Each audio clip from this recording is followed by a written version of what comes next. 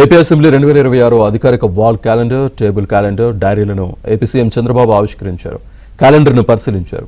జీవ వైవిధ్యం, ఆంధ్రప్రదేశ్ సజీవ వారసత్వం అనే శీర్షికతో వెలువరించిన ఈ క్యాలెండర్ రాష్ట్రంలోని సుసంపన్నమైన పర్యావరణ సంపదకు ఒక దృశ్యనివ్వాలి అని ముఖ్యమంత్రి చంద్రబాబు అన్నారు.